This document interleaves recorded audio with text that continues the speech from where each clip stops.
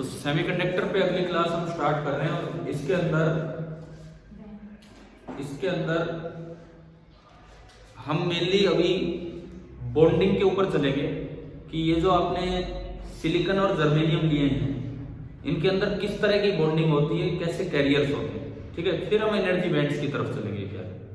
ठीक है, कल वाली जो पिछली क्लास थी उसमें हमने देखा था कि लास्ट में हम गए थे टाइप्स ऑफ सेमीकंडक्टर पे, एक एलिमेंटल थे और एक कंपाउंड। जस्ट हमें याद रख लेने चाहिए उनके एग्जांपल्स क्या हैं क्या नहीं है।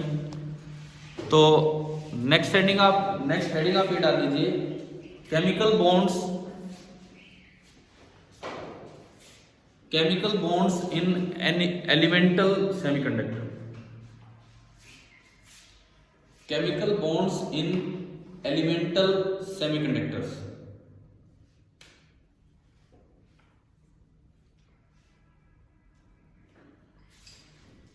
जैसे आपका हमने दो नाम लिए थे, सिलिकॉन और जर्मेनियम।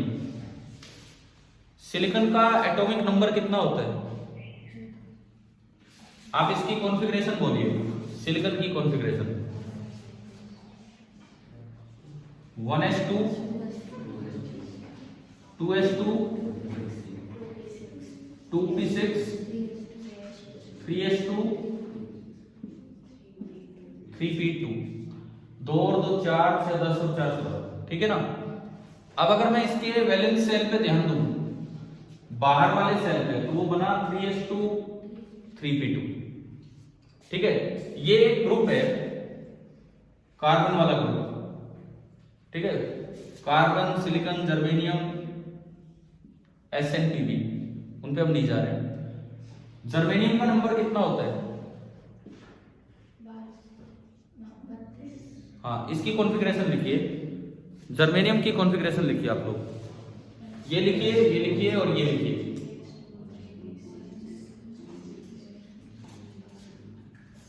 कार्बन की क्या होगी? कार्बन की 1s2 2s2 2p2। Outer cell को अलग से दिखा देंगे कि ये आउटर मोस्ट सेल है। अब आप जर्मेनियम की कॉन्फ़िगरेशन लिखिए कि क्या होगी।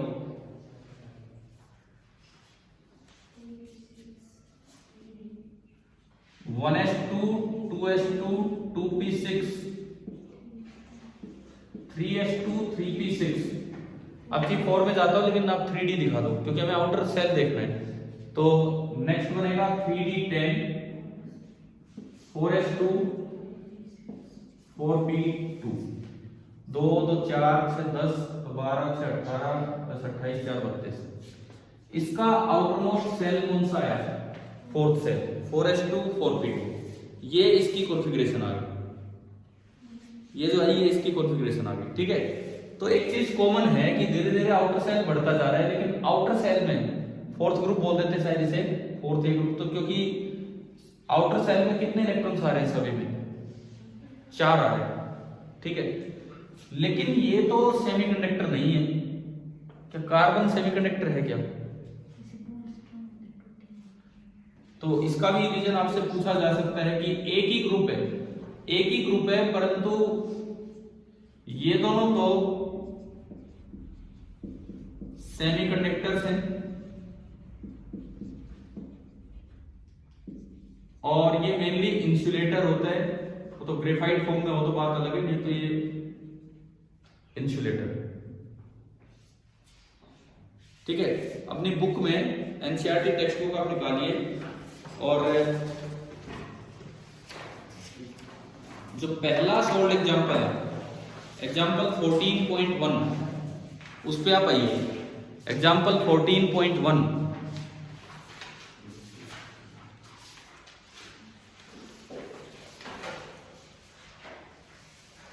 एग्जांपल 14.1 क्या लिखता है? ये पेज नंबर मेरी बुक में तो 474 है, यही है क्या नई बुक में जिनके भी है 474।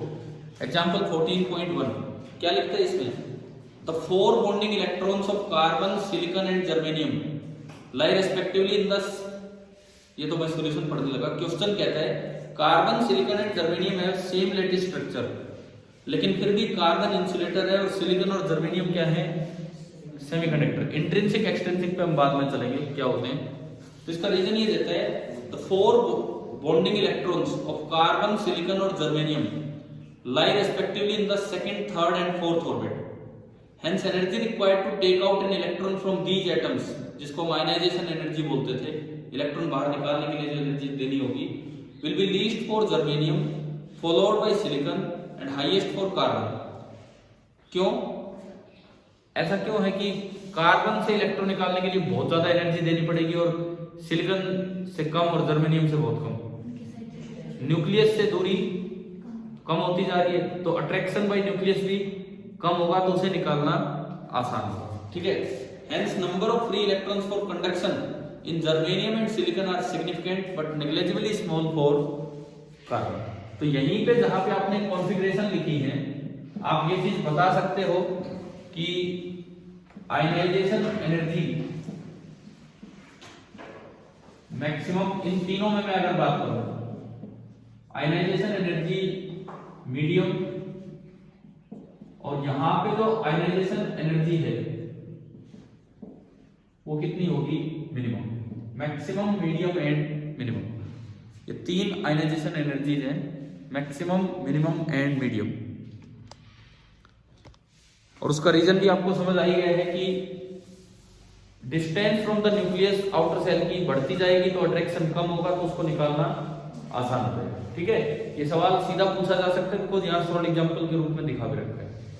क्लियर है ये चीज? अब इसके बाद देखो, हम इन एलिमेंटल सेमीकंडक्टर्स की बात करेंगे, सिलिकॉन और जर्मेनियम। अब हम इनकी बॉन्डिंग की बात करेंगे। तो इस क्वेश्चन में एक नाम आया इंट्रिंसिक। इंट्रिंसिक वर्ड का मतलब होता है कि आपने कोई और डोपिंग नहीं की है। हमने एक वर्ड यूज किया था डोपिंग, जिस दिन जो पहला ही लेक्चर था, पहला ही जो लेक्चर था, उसमें हमने एक वर्ड यूज किया था डोपिंग। तो इंट्रिंसिक का मतलब है कि आपने कोई डोपिंग नहीं की है। तो विदाउट डोपिंग किस तरह की बॉन्डिंग होगी? तो यहां पे इसके बाद हेडिंग डालना intrinsic semiconductors.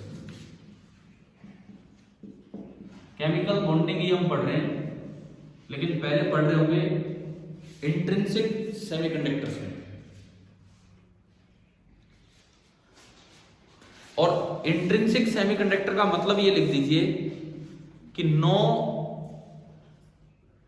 External doping atom is present.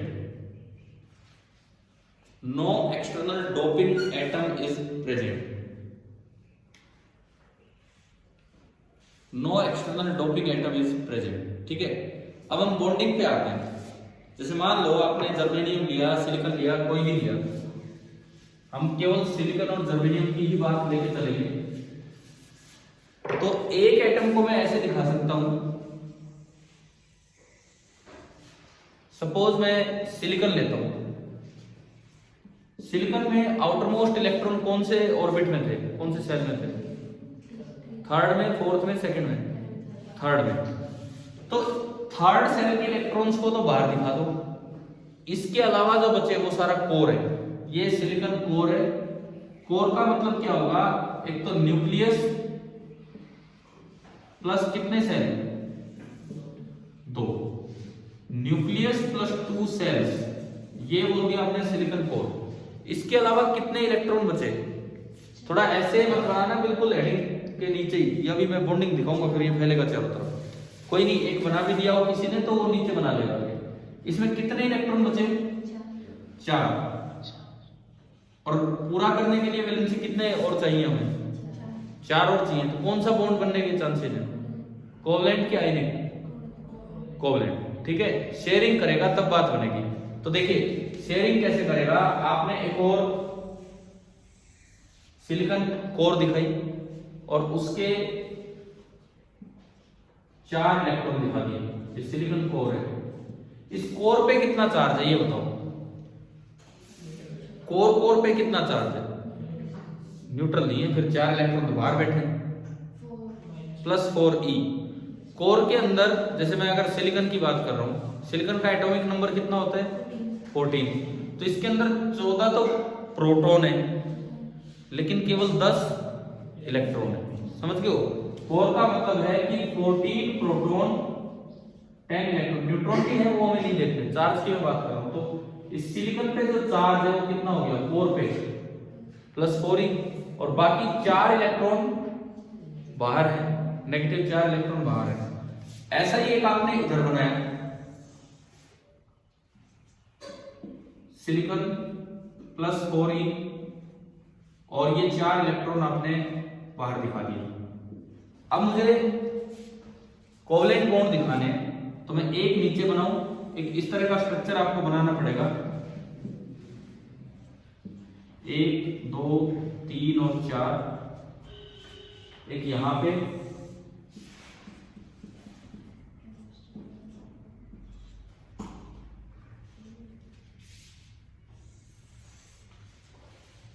Chemistry तो नहीं चल रही है, ये फिजिक्स ही चल रहा है, और इसमें बस जरूरत है इन चीजों की, इसलिए हम ये बना रहे हैं। ये आपने दिखाया। अब अगर हम बॉन्डिंग दिखाएं, बॉन्डिंग, तो सिंपल स्टेयरिंग ऐसे दिखा देते हैं। कैसे दिखाते हो स्टेयरिंग? सिंपली इस तरीके से दिखा दो कि भाई ये कोवलेंट बॉन्डिंग इनके बीच में होगी।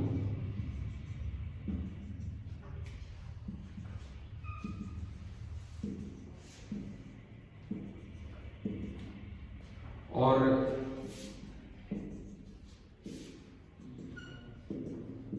ये आप स्ट्रक्चर दिखा दीजिए कि सिलिकॉन हो या जर्मेनियम हो,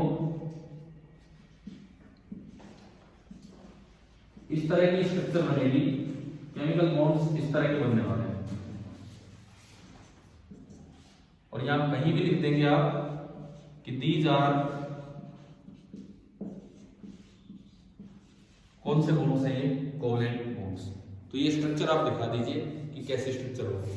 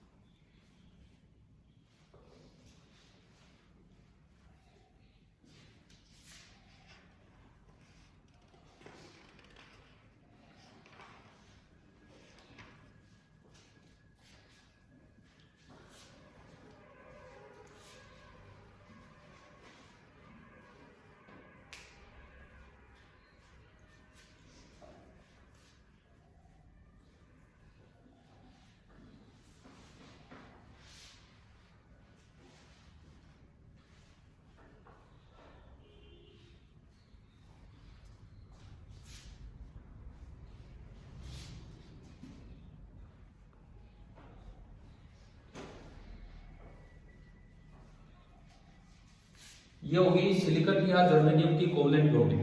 अब बात ये आती है कि इसमें कैरियर कहां से आएंगे, चार्ज कैरियर, क्योंकि कंडक्टर वर्ड नाम जुड़ा है सेमीकंडक्टर, तो करंट तो फ्लो करेगा। इसमें तो कहीं कोई मुझे फ्री इलेक्ट्रॉन दिखाई ही नहीं दे रहे, इसमें तो कहीं भी फ्री इलेक्ट्रॉन दिखाई नहीं दे रहे, तो कंडक्टर या चार्ज कैरियर कहां से आएंगे? फिर जो भी इलेक्ट्रॉन है सारे बॉन्ड में फंसे हुए हैं, और करंट कब फ्लो करता है? जब फ्री कैरियर हो। तो फ्री कैरियर कहां से आते हैं? कार्बन में भी ऐसी बॉन्डिंग होती है, लेकिन वहां पे इलेक्ट्रॉन को फ्री करवा पाना थोड़ा मुश्किल होता है। सिलिकॉन जर्मेनियम में क्या होता है, रूम टेम्परेचर पे ही इतनी एनर्जी अवेलेबल होती है कि कोई इलेक्ट्रॉन को इतनी एनर्जी मिल जाती है कि वो अपने बॉन्ड को छोड़ के एलिमेंट से तो बाहर, मतलब सैंपल से बाहर नहीं आता है, लेकिन बॉन्ड से फ्री हो जाता है। और उससे क्या होगा, एक कैरियर मिलेगा, दो मिलेंगे। दो कैसे? नहीं, मान लो वो तो अपने बॉन्ड में नहीं है, लेकिन अपने एटम के साथ बंधा हुआ है, और एक फ्री हुआ। अगर मैं कहूं कि एक इलेक्ट्रॉन फ्री हुआ है, एक इलेक्ट्रॉन फ्री हुआ और दूसरा अपने एटम के साथ तो टाइटली बंधा हुआ है, तो एक कैरियर मिला कि दो? तब भी दो मिलेंगे। कैसे दो मिलेंगे वो हम सीख रहे हैं यहाँ पे। लिखिए आप, इसके बाद देखो, at room temperature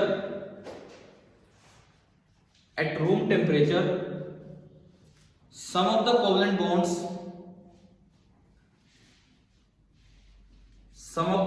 bonds are broken due to thermal energy. Thermal energy की वजह से कुछ कोवलेंट बॉन्ड टूट जाते हैं, are broken due to thermal energy. So some electrons become free.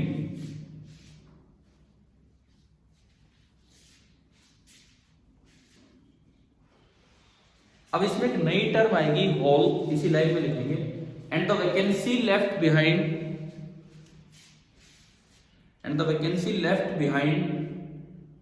In the crystal structure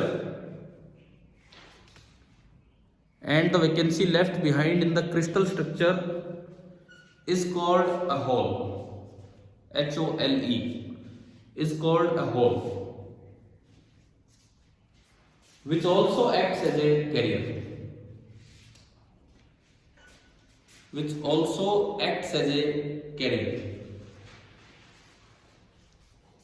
तो अब आप एक चीज समझिए यहाँ पे कि एक सेमीकंडक्टर में एक नहीं कितनी तरह के कैरियर होते हैं, दो।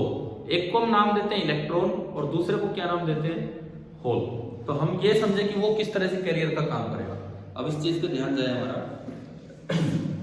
देखो सुनो, मान लो रूम टेम्परेचर से एनर्जी लेके ये वाला इलेक्ट्रॉन फ्री हो गया और ये बन गया फ्री इलेक्ट्रॉन। बदले में यहां जो वैकेंसी क्रिएट हुई है उसको भी आप एक होल की तरह देखिए, उसको भी एक कैरियर की तरह देखिए। किस तरह का कैरियर है वो अभी मैं समझा दूं।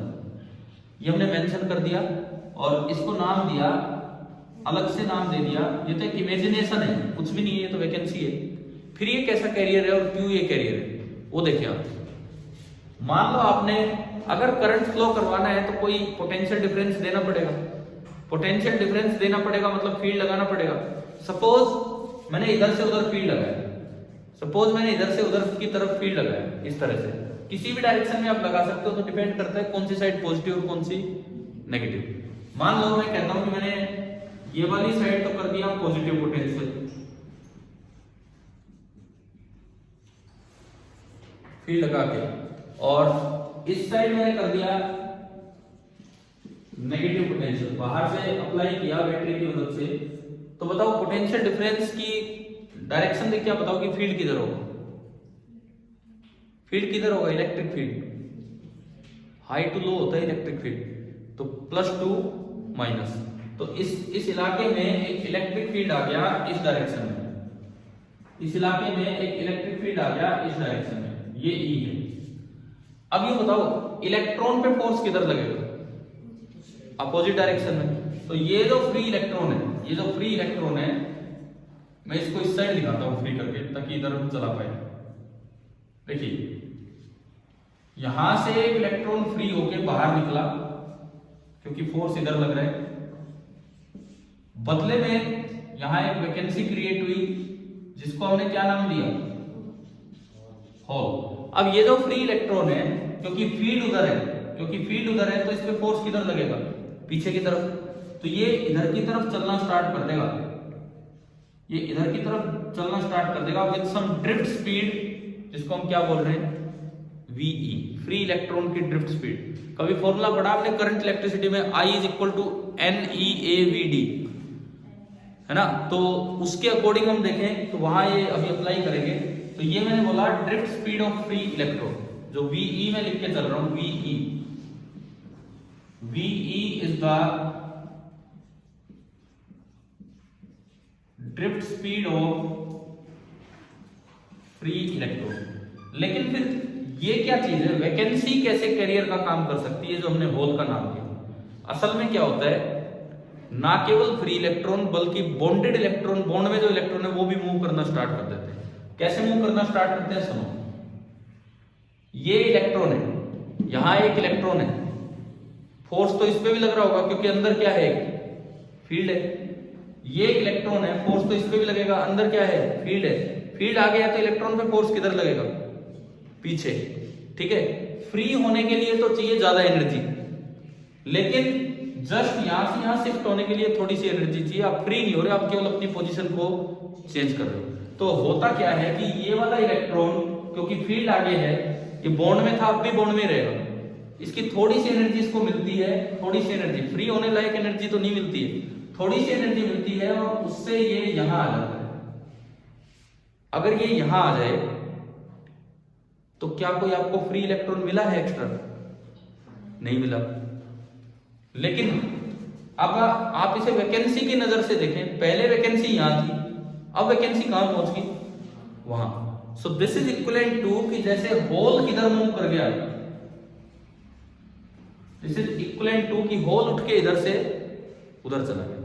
समझ आ रहा है किस तरह से एक इलेक्ट्रॉन दो कैरियर दे जाता है, वो मैं आपको समझा रहा हूं। सेमीकंडक्टर में क्या हुआ था, इधर सुनिए, एक इलेक्ट्रॉन फ्री हुआ एनर्जी लेके, बदले में उसने एक वैकेंसी क्रिएट की जिसको हम एक अलग कैरियर की तरह देखते हैं, और उस कैरियर का नाम क्या देते हैं, होल। क्यों वो कैरियर है, आपने फील्ड आगे लगाया, ये पॉजिटिव पोटेंशियल है, ये नेगेटिव पोटेंशियल है, फील्ड आगे की तरफ लगाया, ठीक है, ये पॉजिटिव पोटेंशियल, ये नेगेटिव पोटेंशियल, फील्ड आगे की तरफ लगाया, तो इसमें क्या होगा, जो फ्री इलेक्ट्रॉन है वो तो फ्रीली चलना स्टार्ट कर ही देंगे, वो तो इधर की तरफ अपोजिट टू फील्ड चलेंगे, लेकिन जो बॉन्ड वाले इलेक्ट्रॉन है वो भी अपोजिट टू द फील्ड एक फोर्स महसूस करेंगे और पीछे जाना चाहिए। अब फ्री होने के लिए तो ज्यादा एनर्जी चाहिए, परंतु साइड में एक वैकेंसी दिख रही है, तो थोड़ी सी एनर्जी लेके ये इलेक्ट्रॉन यहां से यहां शिफ्ट हो जाता है। तो हमें लगता है कि वैकेंसी किधर गई, आगे गई, आगे मतलब होल आगे शिफ्ट हो रहा है, ठीक है। दूसरी बात, क्या इससे करंट बना, बिल्कुल बना। फ्री इलेक्ट्रॉन जिधर चलेगा करंट उससे अपोजिट, तो ये भी तो एक इलेक्ट्रॉन ही है कि बॉन्ड में होती, फ्री हुई थोड़ा धीरे चलेगा, भाई वो फ्रीली चल रही है, थोड़ा धीरे धीरे खिसकलेगा आगे, तो ये इधर से इधर आया तो करंट किधर बनेगा, आगे। यानी कि दोनों ही इलेक्ट्रॉन्स की वजह से, एक फ्री इलेक्ट्रॉन और एक बॉन्ड वाले इलेक्ट्रॉन, दोनों ही इलेक्ट्रॉन्स की वजह से करंट किस डायरेक्शन में बना है, आगे। अब ये बॉन्ड वाले इलेक्ट्रॉन को बॉन्डेड इलेक्ट्रॉन की तरह ना देख के हम किस तरह से देखते हैं, होल की तरह। हम कहें कि बॉन्ड वाला इलेक्ट्रॉन इधर है, या यूं कहें होल किधर जा रहा है, आगे जा रहा है, क्लियर है। तो यहां पे हम दो तरह के कैरियर डिफाइन कर देते हैं, और ये जो नया कैरियर है इसको होल नाम देते हैं, VH। VH मैंने बोला कि VH क्या चीज है, ड्रिफ्ट स्पीड ऑफ होल। तो आप बताओ इलेक्ट्रॉन, अब आगे से अगर मैं इलेक्ट्रॉन बोलूं, इलेक्ट्रॉन,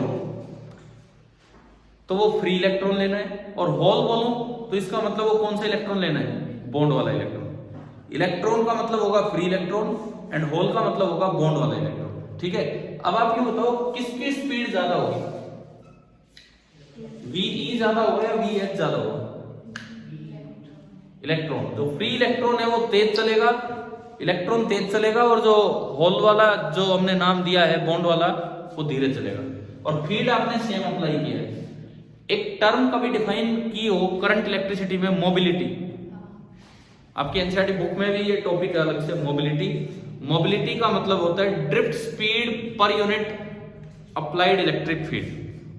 मोबिलिटी का मतलब होता है ड्रिफ्ट स्पीड पर यूनिट अप्लाइड इलेक्ट्रिक फील्ड। तो अगर मैं इस कैरियर की मोबिलिटी की बात करूं, फ्री इलेक्ट्रॉन की मोबिलिटी, तो फ्री इलेक्ट्रॉन की मोबिलिटी तो होगी V divided by applied field. Applied field ये है, अप्लाइड फील्ड जो आपने बाहर से निकाला।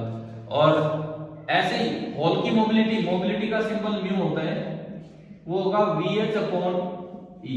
तो बताओ किसकी मोबिलिटी ज्यादा होती है एक सेमीकंडक्टर में, फ्री इलेक्ट्रॉन्स की कि होल्स की, फ्री इलेक्ट्रॉन्स की। देखिए यहां पे दो तीन बातें अगर मैं कंपैरिजन दूं, तो सबसे पहली बात, VE ज्यादा है VH से, म्यू E ज्यादा है म्यू H से। फिर हम करंट लिखेंगे कि इससे कितना कितना क्या करंट बनेगा। आप पहले डायग्राम बना के ये चीजें उसमें दिखा दो कि क्या हो रहा है। ऊपर बनाया होगा उसमें भी दिखा सकते हो आप, नहीं दिखा पा रहे हो तो अलग से बना लो।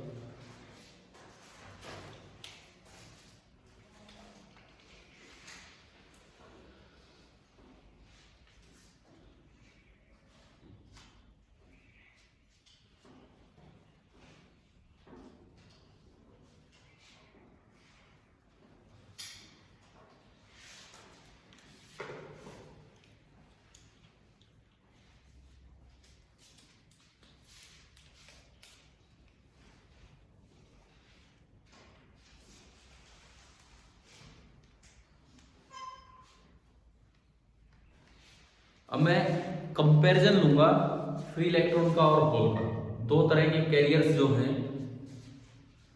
दो तरह के कैरियर्स जो बन रहे हैं, उन दोनों का हम कंपैरिजन लेंगे, फ्री इलेक्ट्रॉन और होल दोनों का।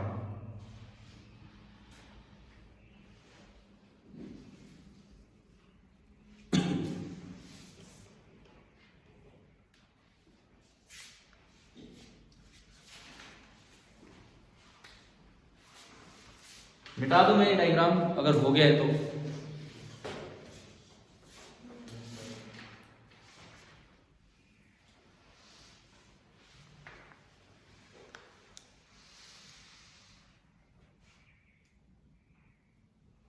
अभी डायग्राम बना लिया आप लोगों ने? Yes sir. ठीक है, अब देखो कंपैरिजन, बिकॉज हम सीधा वेन डायग्राम पे नहीं जा रहे हैं क्योंकि उसमें इन चीजों की जरूरत पड़ेगी, होल क्या होते हैं, इलेक्ट्रॉन क्या होते हैं, तो पहले हम उन चीजों को समझ रहे हैं कि क्या होते हैं। तो दो तरह के कैरियर्स में कंपैरिजन, तो लिख लो, ये हेडिंग ही डाल लो, comparison of two types of carriers, बस इतना ही लिख दो, comparison of two types of carriers.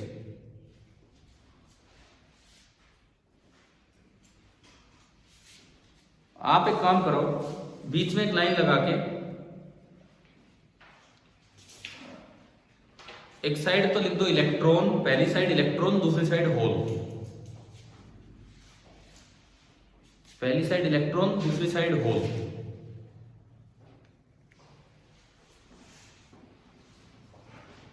सबसे पहली बात, इलेक्ट्रॉन का मतलब फ्री इलेक्ट्रॉन है या बॉन्ड वाले इलेक्ट्रॉन है? जो हम इलेक्ट्रॉन एज ए कैरियर लेंगे उसका मतलब क्या होगा? Free electron. और जो होल का मतलब होगा उसका क्या मतलब होगा? बॉन्ड वाले इलेक्ट्रॉन जो मूव कर रहे होंगे। तो ठीक है, पहली साइड तो लिखो कि moving free electrons, moving free electrons, पहली साइड तो भाई ये होते हैं, और दूसरी side moving bonded electrons, bond में ही जो इलेक्ट्रॉन होंगे उनको हम नाम देते हैं होल्स। दूसरी बात, अगर मैं ड्रिफ्ट स्पीड की बात करूं, ड्रिफ्ट स्पीड किसकी ज्यादा होती है? अब वो हम फ्री वर्ड यूज नहीं करेंगे, हमारे लिए इलेक्ट्रॉन ही फ्री इलेक्ट्रॉन है ना। तो इलेक्ट्रॉन वाली साइड लिखिए more drift speed, more drift speed, and hole वाली side less drift speed, less drift speed. उसके बाद मोबिलिटी की बात, क्योंकि ड्रिफ्ट स्पीड ये मैंने बोर्ड पे भी दिखाया भी था, पर unit applied electric field, E तो सेम है उस कंडक्टर के अंदर, सेमीकंडक्टर के अंदर, तो इट मींस इलेक्ट्रॉन में लिखेंगे more mobility, more mobility, and hole में लिखेंगे लेस मोबिलिटी।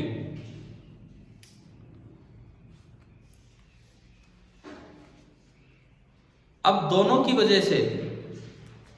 वजह से मैं अलग अलग करंट मेंशन करूं कि भाई कितना कितना करंट होगा, तो वो हम देखते हैं। इसको मैं हटा रहा हूं थोड़ा।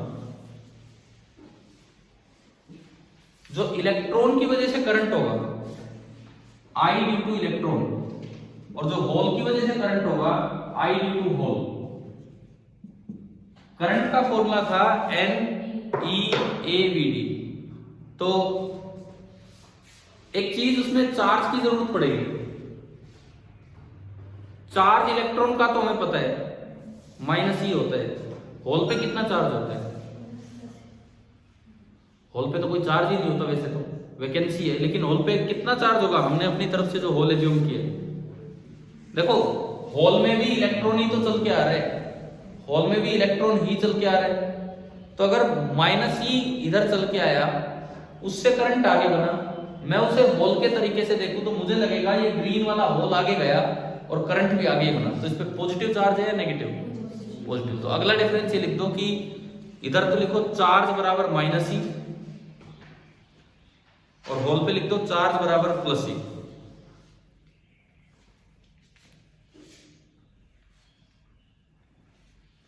इलेक्ट्रॉन पे जो हमने चार्ज बोला -E है, अब होल पे कुछ है नहीं +E चार्ज, वो तो बॉन्ड वाला इलेक्ट्रॉन उल्टा आ रहा है, लेकिन करंट लिखने के हिसाब से हमारे लिए जो इक्विवेलेंट चार्ज होगा वो कितना होगा?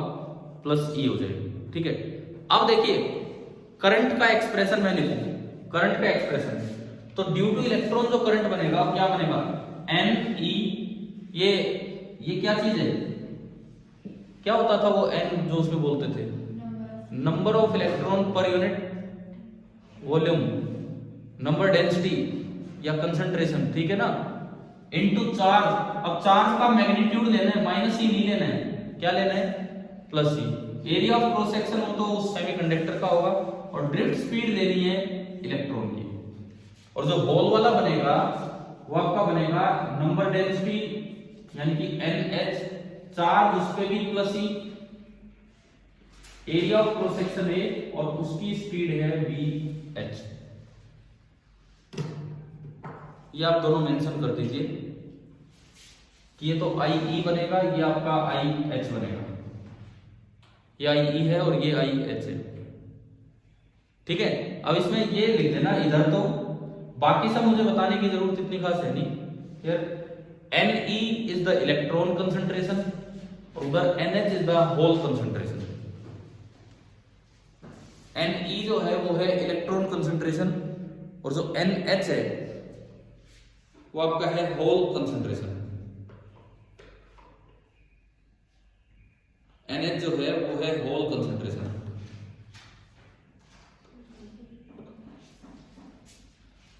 अब एक आखिरी चीज पे मैं आ रहा हूं, करंट की डायरेक्शन दोनों की वजह से सेम होगी या अपोजिट होगी?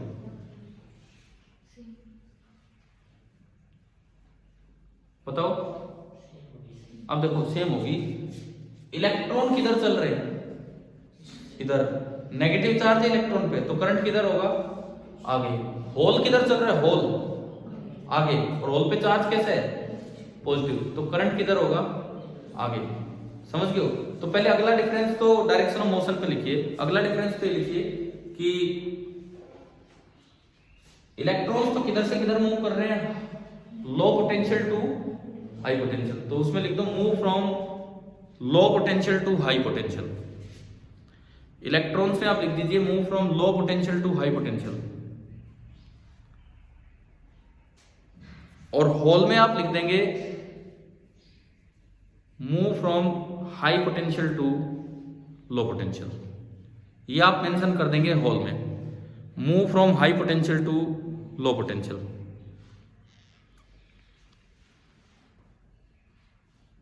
तो भाई अब आप ये बताओ कि टोटल करंट कितना होगा। चलो रीचा आप बताना कितना होगा टोटल करंट। इसका करंट ये है, इसका करंट ये है, सभी बच्चे लिखो टोटल करंट। ये हो गया कंपैरिजन हो गया। अब इसके नीचे मैं टोटल करंट पे आ रहा हूं। ये दोनों ऐड होंगे, ये दोनों सब्ट्रैक्ट होंगे, बस ये बताना है। ऐड होंगे क्योंकि दोनों की डायरेक्शन क्या है, सेम है। दोनों की डायरेक्शन सेम है, तो जो नेट करंट बनेगा, कंपैरिजन हो गया, जो टोटल करंट बनेगा I, that is equal to Ne into E into capital A into VE plus NH into E into capital A into VH, bracket में लिख देना because both have same direction,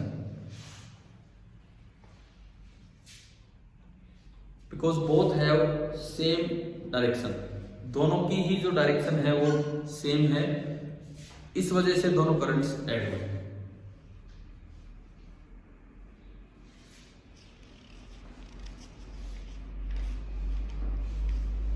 अब अगर आपसे पूछ लिया जाए कि वेरी लो टेम्परेचर पे सेमीकंडक्टर की कंडक्टिविटी कितनी होगी, बिल्कुल 0 केल्विन पे कितनी होगी, इंसुलेटर बन जाएगा। बिकॉज ये भी कब है, हमने लिखा था कि ड्यू टू थर्मल एनर्जी, लिखा था हमने, एक वर्ड लिखा था कि ड्यू टू थर्मल एनर्जी ये सब मिल रहा है। तो ये चीज मेंशन कर देना, अलग से एक पॉइंट लिख देना कि एट वेरी लो टेम्परेचर, इसके बाद ये लिख देना at very low temperature the semiconductors behave as insulators. बहुत लो टेम्परेचर पे जो सेमीकंडक्टर होते हैं वो इंसुलेटर की तरह बिहेव कर रहे होते हैं।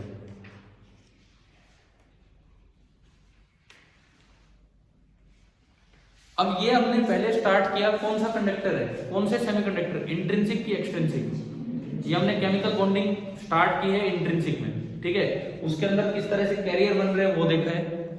अब एक चीज बताओ, एक बॉन्ड से एक इलेक्ट्रॉन फ्री हुआ तो बदले में एक होल मिला, तो क्या दोनों की संख्या बराबर होगी कि नहीं? भाई एक इलेक्ट्रॉन मिल रहा है इंट्रिंसिक सेमीकंडक्टर में, तो एक होल मिल रहा है, तो क्या दोनों की संख्या बराबर होगी कि नहीं, नंबर? ठीक है, तो यहां पे हम एक चीज मेंशन करेंगे कि ये आपने इतना लिख लिया है, ठीक है, वो तो मैंने बीच में एक एक्स्ट्रा लाइन बता दी थी, वो टेम्परेचर वाली बात ध्यान आ गई थी। इंट्रिंसिक सेमीकंडक्टर में जितना Ne होगा उतना ही क्या होगा, NH। लेकिन अगर आपसे पूछा जाए नंबर ऑफ इंट्रिंसिक कैरियर कितना है, तो इनका सम करना है, इसके ही बराबर है। मेरे पास पानी के 2 ग्लास हैं, एक में पानी है, उसकी डेंसिटी 1 ग्राम पर सेंटीमीटर क्यूब, दूसरे में पानी, उसकी डेंसिटी 1 ग्राम पर सेंटीमीटर क्यूब। मैंने दोनों को मिला दिया, पानी की डेंसिटी कितनी होगी, 1 ग्राम पर सेंटीमीटर, 2 नहीं बनेगी। तो ये नंबर नहीं है, असल में इनको बोल देते हैं नंबर, लेकिन ये क्या है, नंबर पर यूनिट वॉल्यूम। तो इसीलिए जो टोटल कैरियर कंसंट्रेशन है वो भी इनके बराबर ही होगी। तो यहां पे ये मेंशन कर दीजिए कि इन इंट्रिंसिक सेमीकंडक्टर्स,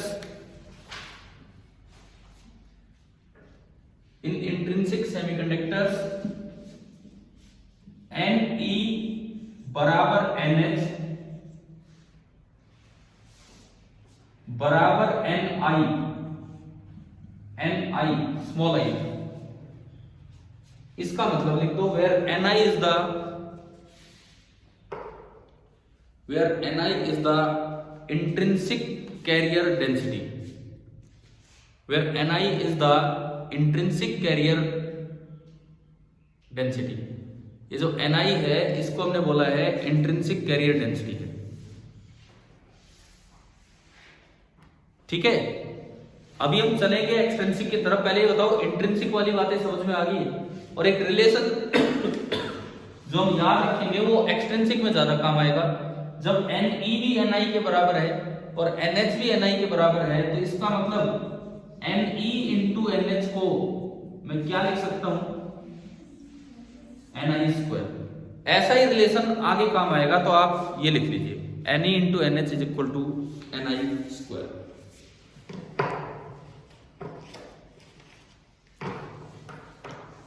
ठीक है, हम एक्सटेंसिव का कल कंटिन्यू करेंगे।